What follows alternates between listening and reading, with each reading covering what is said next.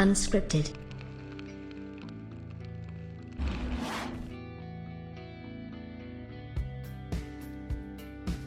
I guess you could say I sort of had a little bit of an axe to grind. You know, all these years I stayed away from getting involved with the whole beef or drama nonsense. Honestly, I did. I just stayed in my lane, did my own thing, and kind of moved on to the next thing. Now, I can see why that maybe was sort of a really good idea looking back at things, because at the end of the day, none of these guys has the guts to really back up what they're saying about you anyway. They'll talk trash about you for a 30-minute video, and then when you go, hey, well, let's talk about it, let's do this, all of a sudden they act like they don't hear you. You know, they totally ignore what you're saying. They pretend like you don't exist. And then, you know, you're like, hey, well, if you feel so strongly about how you feel, and I feel so strongly about how I feel, why don't we hook up on a neutral site and debate or talk about it? Then I get, well, no, because, you know, they have nothing to gain from that. You know, you get the people that basically are these people under aliases on social media.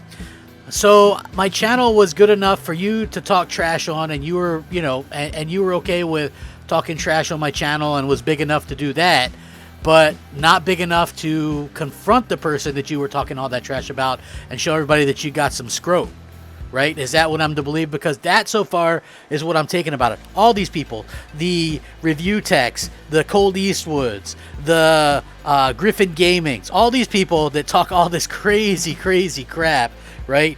And literally have no room to talk, but yet talk it anyway, right? Because listen, I get it. You get an ego. You got more subscribers, more views. That's fine. That's fine. Then why talk the trash in the first place if you're not willing to come out of your hidey hole and, you know, when confronted, right? Like, you do all that behind the back trash talking, and when confronted, you clam up pretty damn quick. That's got to be, you know, make you look pretty fraudulent to a lot of people. If you're a supporter of these people and you see that and you make excuses for it, you're no better than the people that are making excuses for these corporations. I'm just being honest. If you're making excuses for YouTubers who call out other people, make fun of other people, harass other people, bully other people, basically for a living, okay?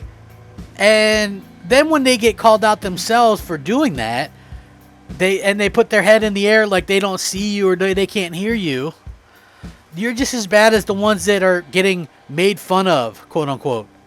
Corporate slaves, quote unquote. Okay? Because at the end of the day, you're sticking up for nonsense. Like, listen, if I'm good enough to make fun of and poke fun of and, you know, take my content ideas and do 4 videos about me, then I should be good enough to talk to on a neutral site to hash this out, right? Is that not something that I should be entitled to?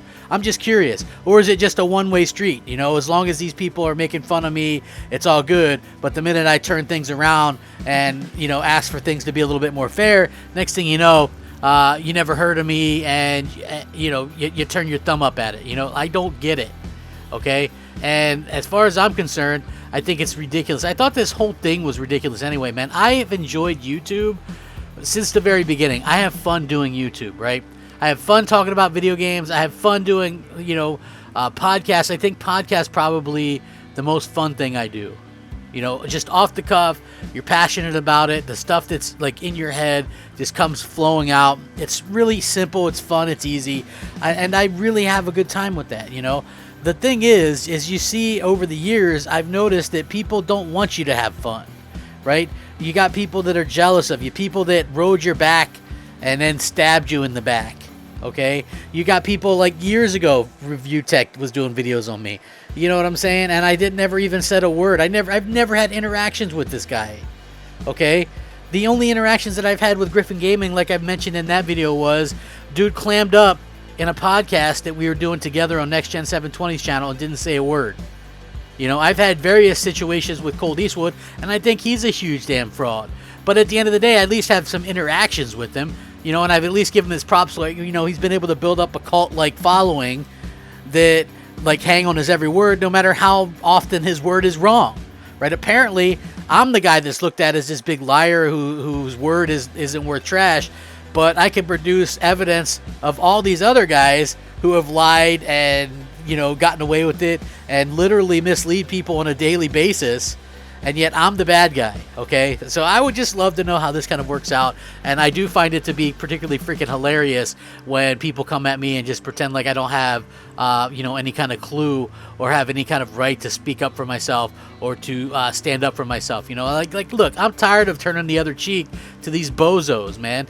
If they're gonna talk, then let's talk. Let's do it face to face. Let's do it together, right? Let's get some. Anybody can sit there and talk smack behind somebody's back, but an open invite, I seem to be the only one offering that. Think about it. What do they got to hide? Unless they're afraid that I actually am better on the microphone and I do know my shit. I mean, is that what's going on right now? Like, that's the way that I'm looking at this. That's the way that I'm taking it, you know, and I'm fine with that. You know, if that's how it's going to be, I honestly 100% am fine with that. I just would like some kind of answer. I mean, if I'm good enough to go behind my back and talk trash and, you know, and make fun of and your little cliques and stuff, but, you know, and I was good enough to do podcasts with some of you, but now all of a sudden I'm not good enough to, I guess, even exist or have a right to talk or speak my opinion on these things. Like, honestly, it's so ridiculous how this has gone, you know, and honestly, for me, it's almost like you can't stand it. You know, it's like, it's for fun. These guys clearly aren't doing this for fun, okay? I've never made a living off of this YouTube stuff. I don't see how you could. Like, and I get that these other people probably are, because, you know, they got a lot of suckers paying them and super chatting them and, you know, and checking them out. So I understand that. They've got a ton to lose, so they got to stick by their shtick. And if that's the case, dude, DM me, be like, yo, man, sorry about that, but this is my livelihood and I got to look tough in front of the dudes. You know, then fine. I won't broadcast that. It is what it is, okay? But I do not, for the life of me, understand where all this talking trash over opinions and then failure to back it up. In life, if you're going to say something, back it up. That's all I'm saying. Or don't say it in the first place. Like, out of the blue, man, Rich Review Tech, dude. I don't know who the hell you think you are. Any of you, honestly. I mean, listen, I'm not perfect. I've done a ton of crappy things. I've said stupid things. You know what I'm saying? But at the end of the day, I've kind of, you know, made up for it, apologized more times than I can count. And I've tried to change as best as I could. And it's like scumbags out there, literally scumbags, sit there and act like they're so much better than everybody else based on a subscriber count or a viewer count. But there's always bigger fish, man. I mean, honestly, there is. There's always going to be somebody that's going to be bigger and better, and that's just life. But you guys act like you're the top of the top, and that's just not exactly the case. If I'm good enough to talk crap about, I should be good enough to talk to face to work stuff out. Am I wrong? I don't think I'm wrong, but maybe I am. Who knows? The offer stands. Rack 'em up. Unscripted.